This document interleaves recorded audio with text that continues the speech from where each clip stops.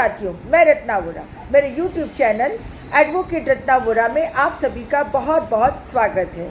साथियों, हमारे देश के प्रधानमंत्री ने अभी विशेष सत्र बुलाया। महिला आरक्षण बिल पास कराने के लिए जो विशेष सत्र बुलाया, उसमें कहते हैं ना, खोदा पहाड़ निकली चुइया। बस विशेष सत्र तो महिला आरक्षण के लिए बुलाया था और ऐसा उसमें शो किया जैसे कि तुरंत ये लोग महिलाओं को आरक्षण दे ही देने वाले हैं। परंतु उस बिल का कोई ठिकाना नहीं। वो जो पास हुआ तो हुआ, पर उसका कोई ठिकाना नहीं है। कब मिलेगा महिलाओं को आरक्षण, वो पता नहीं। पर आज मैं इस मुद्दे पे नहीं, परंतु जो विशेष सत्र खत्म होते होते जिस तरीके से इस सत्र में एक ऐसी घटना घटी है कि जिसकी जितनी ज़्यादा निंदा की जाए, कड़ी से कड़ी निंदा की जाए, भर्त्सना की जाए, वो कम है। और इस घटना को अंजाम देने वाले और कोई नहीं परंतु भारतीय जनता पार्टी, जो 2014 से शासन में बैठी है, उन्हीं के एक सांसद रमेश बिधूड़ी ने खुलेआम, सरेआम और सड़क छाप बनकर इतनी गंदी, इतनी बुरी गालियाँ दी हैं, अपमानित किया है कि जिसके लिए हम सब शर्मसार है। पूरा देश शर्मसार है।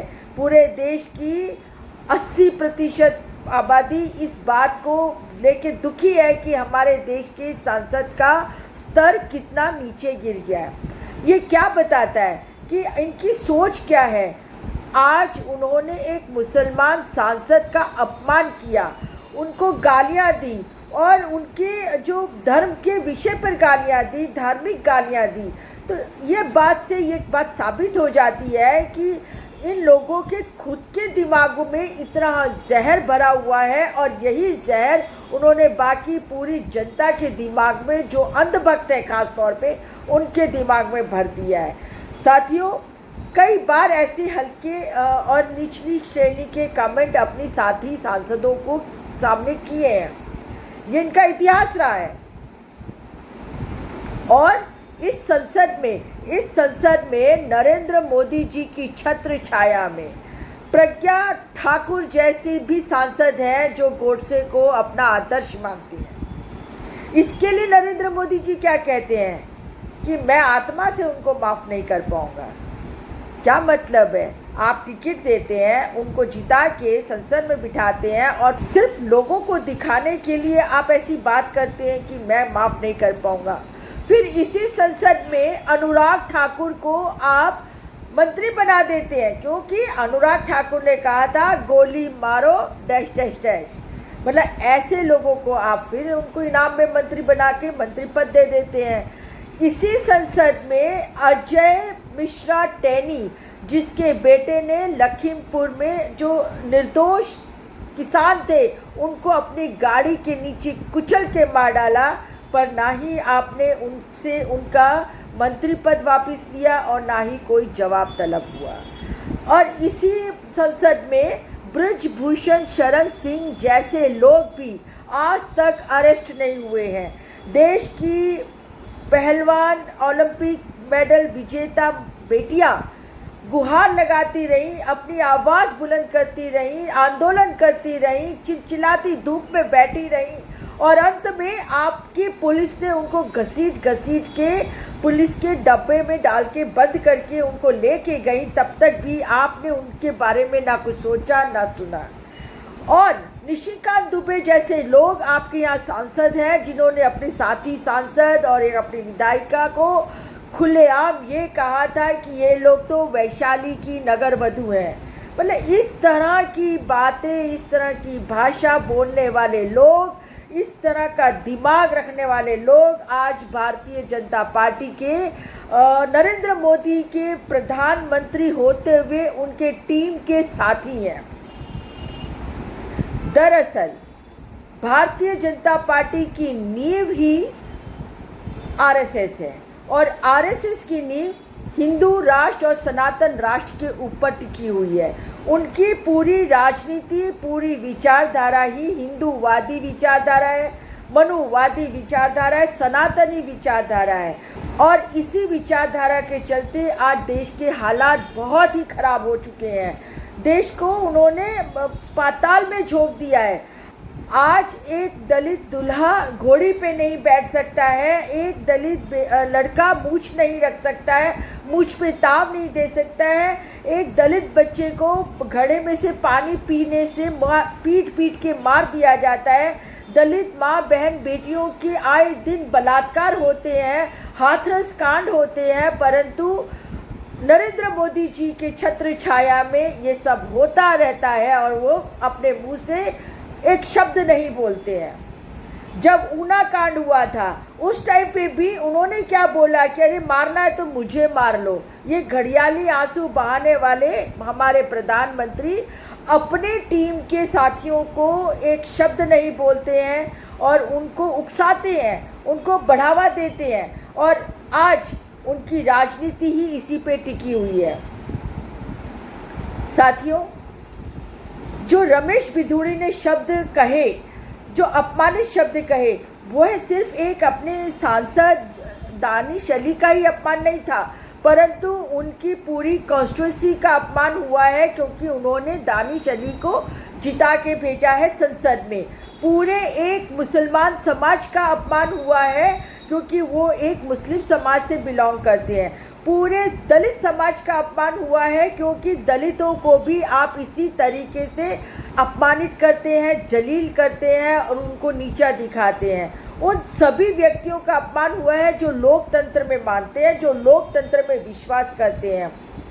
आज जब रमेश बिधूड़ी एक साथ गालियां दे रहे थे, गंदी गंदी बातें और भद्दी भद्दी बातें बोल रहे थे, तो उन्होंने एक मिनट के भी ये नहीं सोचा कि पूरा का पूरा उनका ये जो व्यवहार है पूरा देश देख रहा है। और अब तो सोशल मीडिया के ज़माने में पूरे दुनिया ने देखा है कि भारत देश की संसद में किस तरह की भाषा का उपयोग होता है। और सवाल अब ओम प्रकाश बिरला पे भी है। उन्होंने क्या कहा कि ठीक है, इनके जो शब्द हैं असंवैधानिक शब्द हैं, उनको एक्सपंज कर दिया जाएगा, हटा दिया गया है। पर क्या सिर्फ शब्दों को हटा देने से लोगों ने जो बात सुनी है, जो देखी है, जो वीडियो वायरल हुए हैं और लगातार हो रहे हैं, क्या वो ख़त्म हो जाएंगे? दानिश अली और पूरे समाज को जो अपमान मिला है, क्या वो अपमान ख़त्म हो जाएगा? और तो और ओम प्रकाश बिरला जी ने क्या कहा, सिर्फ एक अल्टीमेटम दे दिया कि ठीक है, आपने अभी बोला तो बोला, आगे से मत बोलना। क्या इस तरीके से एक संसद जिसने कि इतना गलत व्यवहार संसद में किया हो, उसके साथ व्यवहार किया जाता है? और राजनाथ सिंह जो खुद होम मिनिस्टर रह चुके हैं, चीफ मिनिस्टर रह चुके हैं, उन्होंने भी क्या कहा कि हाँ, यदि किसी को बुरा लगा हो तो ये बहुत ही निंदनीय है और इसके लिए हम माफ़ी चाहते हैं। मतलब बस इस तरह से बात पूरी हो जाएगी। साथियों, भारत देश आज़ाद हुआ था तो कई लोगों ने अपना बलिदान दिया है, अपने खून पसीना एक किया है। जुल्म सितम सहने के बाद आज भारत देश आज़ाद हुआ। क्या यही सब दिन देखने के लिए भारत देश आज़ाद हुआ था? आज किस तरह की राजनीति चल रही है पूरे देश में? पूरे देश में चारों तरफ सिर्फ नफरत की ही राजनीति चल रही है। हाँ, पर इस दौरान में एक काम बहुत अच्छा हुआ।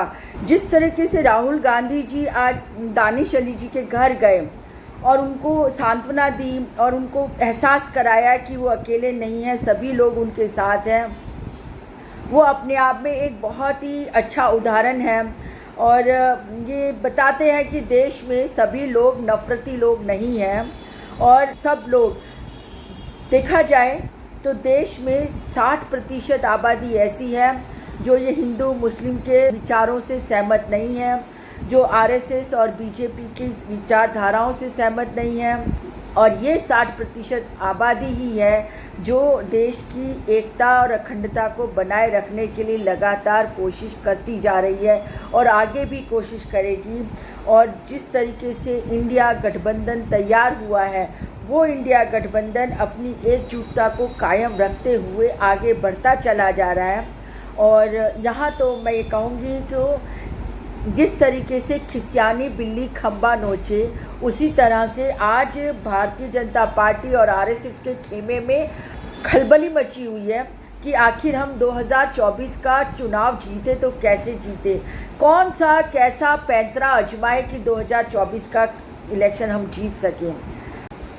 अंत में मैं इतना ही कहूँगी कि देश के सामने अब इनका मुखौटा उतर चुका है। इनके अंधभक्तों के सिवाय और इनके कार्यकर्ताओं के सिवाय देश का एक सामान्य से सामान्य नागरिक समझ चुका है कि ये सिर्फ और सिर्फ वोटों की राजनीति करने के लिए हिंदू मुस्लिम के झगड़े लगाए रखना चाहते हैं, नफरत की आग फैलाए रखना चाहते हैं। पर अब भारत देश की जनता को हिंदू मुस्लिम से कोई लेना देना नहीं है। वो तो सिर्फ 2 वक्त की रोटी चाहती है, एक इज्जत से और एक शांति से 2 वक्त की रोटी खाना चाहती है।